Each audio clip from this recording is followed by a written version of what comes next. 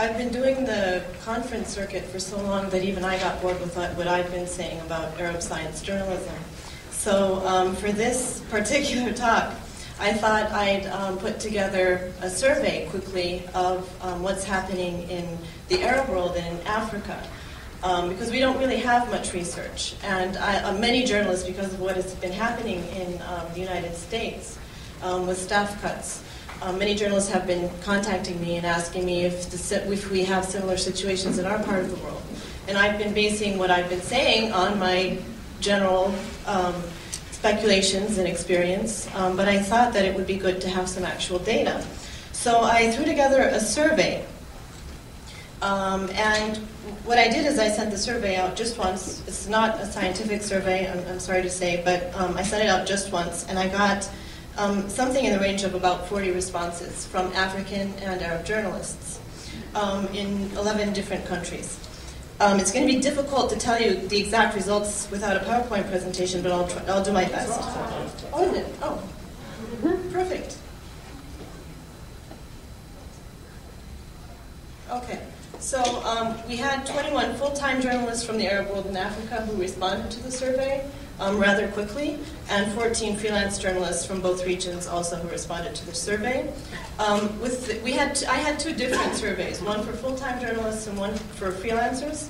So for the full-time journalists, we had journalists from 11 different countries in Africa and the Middle East, and from 20 different media organizations. And 13 of them said that they were either editors or department heads or editors-in-chief. 10 said that they were reporters or journalists, and 4 said that they were a producer, presenter, or a scenarist. The average number of years that the full-time journalists had worked in their current media organizations was 10. 17 considered themselves to be specialized science journalists, and the average number of years that they had worked as journalists was 11.7, and the average number of years that they had worked as specialized science journalists was 7 years. They were spread over different types of media, but the largest number of people were in print, in daily newspapers. So I asked them, does your media organization have a specialized science section? 12 said that they do, 9 said that they don't, but they do have science coverage dispersed among other news. And we have science sections launched as early as the 1950s. In Egypt is one of the countries where science journalism started very early. Al-Ahram newspaper is an Egyptian newspaper. It started as early as the 1950s. Egyptian radio started science coverage in the 1960s.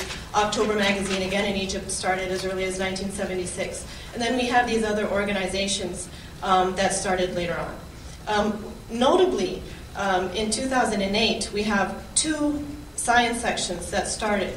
And these are organizations that have mentees that are being trained by the World Federation of Science Journalists. And I don't know, maybe Jean-Marc could tell us whether there's a direct correlation or not. But as they worked and trained as science journalists in our World Federation of Science Journalists project, these science sections developed. So I asked them how many full-time science journalists worked in their different media organizations. Al Manara television channel is a scientific channel based in Egypt, so obviously you can see that there's a lot, 40 full-time staffers. Al-Ahram, a newspaper in Egypt, also has a very large number of staffers, 20, and then you get less and less and less. Islam Online, which is in Egypt, also has 8. The number of freelance journalists that they're actually working with is small. So compared to what Christine told us, there's an actual large dependence on staffers as opposed to freelance journalists.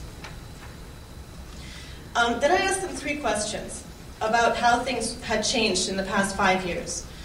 So the first question was, in the past 5 years, the number of specialized science journalists working in their media organization had increased, it was 4, decreased, it was 2, and not changed at all, it was 13. The second question was, what happened with the number of freelance science journalists that were contributing to that media organization. Again, it really hadn't changed. But in the past 5 years, the amount of space allocated to science coverage in the media organization had increased, significantly increased.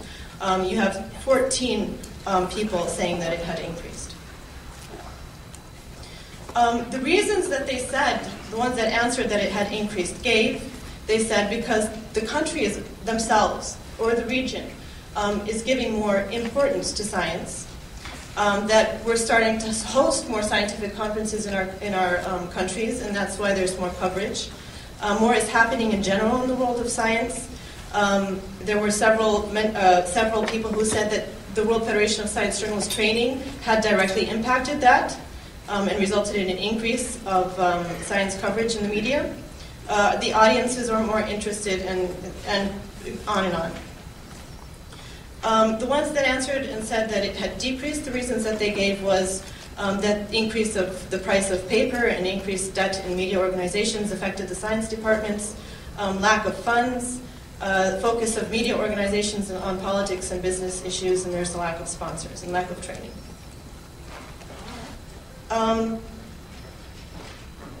I had a couple of other questions that I threw in there, and we can talk about these issues later. What kinds of, where are they getting their sources of science coverage? What kind of topics are they covering? We can talk about that later. With the freelance journalists, again, we had 11 different countries. 10 considered themselves specialized science journalists. And what the freelance journalists had said was that they felt that their freelance, or their opportunities to contribute freelance contributions had increased. 11 of the 14 said it had increased. And the reasons that they gave was because there were better networking experiences or opportunities. First of all, because of their affiliation with the World Federation of Science Journalists, or with associations like the Arab Science Journalists Association. Also, they felt that audiences had started realizing more and more how science affects their daily lives, and thus media organizations wanted to follow what the audiences were looking for. And again, I had 2 questions about what their sources of science coverage was, and what kind of topics they were covering. But in general, the recommendations that I just threw together rather quickly would be to have more focus on involving or inviting editors and producers and people in charge of our media organizations to conferences such as this conference, and to our science journalism conferences.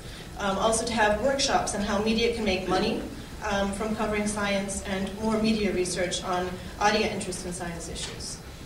Thank you.